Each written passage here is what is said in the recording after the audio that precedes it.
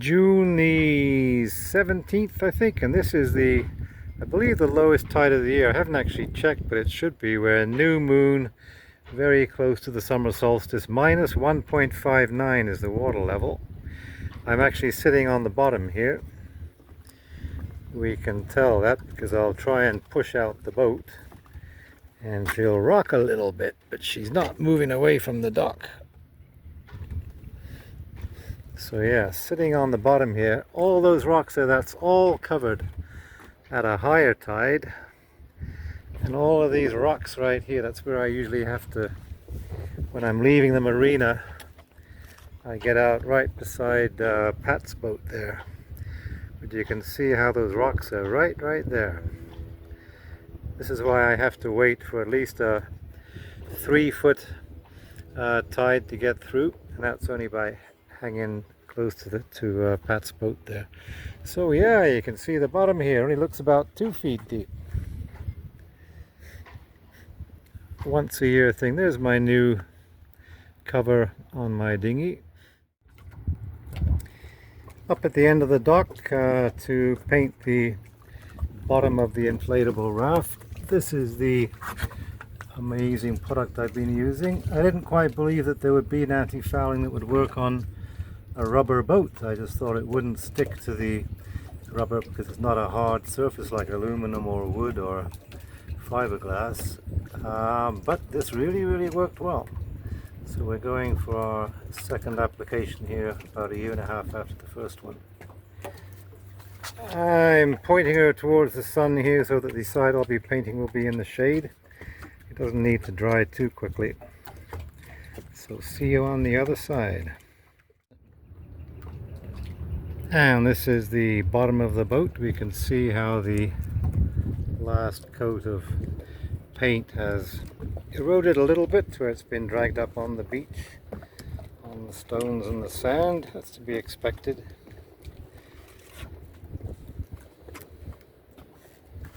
I'll do a much more even coat this time. I wasn't quite sure before exactly where the water line was. Not that it matters, it's a dinghy, it functions as a dinghy.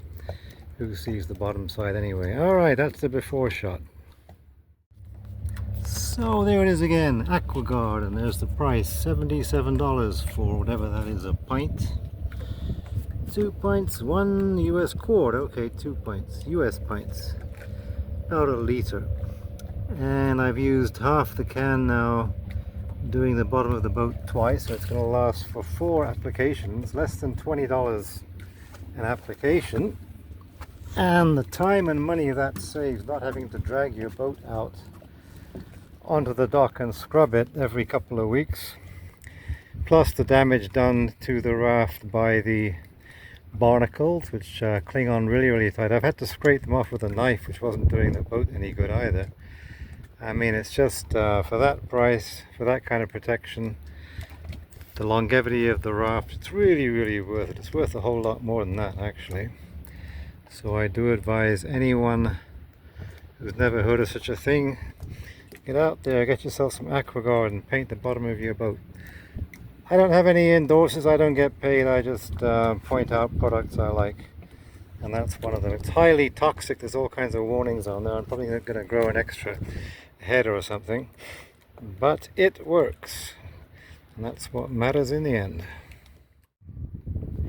And I can start thinking about my next project now, replacing the ratlines here. You can see how sagging they are.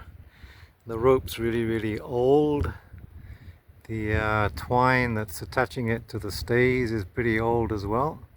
I just ordered some of that, and there's the missing one there, which caused all that hassle trying to get the jib halyard rethreaded. They recommend every 3rd one should be wood to make it easy to stand on. It's not easy standing on rope that's bowing and sagging and squeezing your foot, especially old feet like mine. So I'll have wood at the very top there. I'm not sure my foot will fit in that very last one. If it does, fine. Nice wooden one there so I can stand on that and work on the rest of the mast. A wooden one where I'm replacing it there definitely, maybe a couple down here too. So that's the next job. always something to do on a boat. I'll need to learn the skills for tying that stuff with the tarred twine, something like that. I've looked it up. I've got Brian Toss's book, The Rigger's Apprentice, has a whole section on creating ratlines.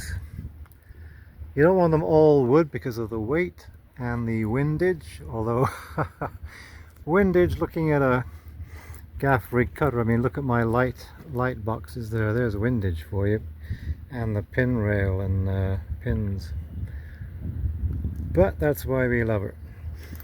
Okay, I need to measure those today so I'll know what to do when I get the wood.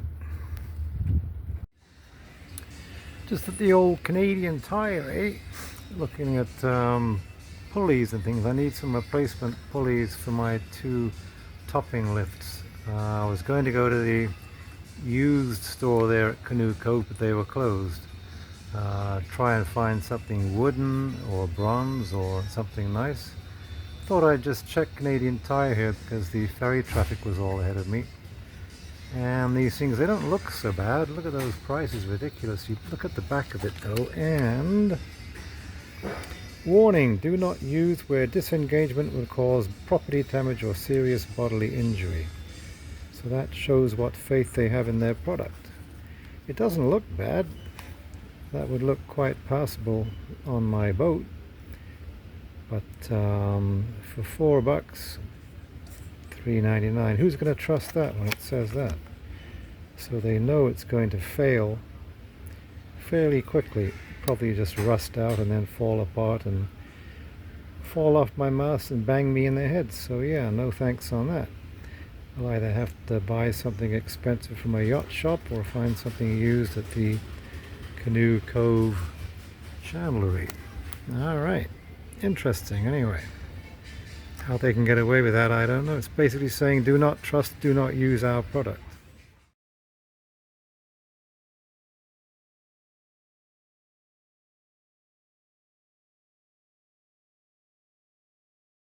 I need some of these swivel snaps too. They're really useful. It says right there on the sign bronze, but if you look at the strip here for the sides of the actual product, and it is brass, swivel eye brass, 7/8. And it says bronze. Bronze is not brass by a long shot. So just the usual shoddy old crap here at Canadian Tire. About what I expected.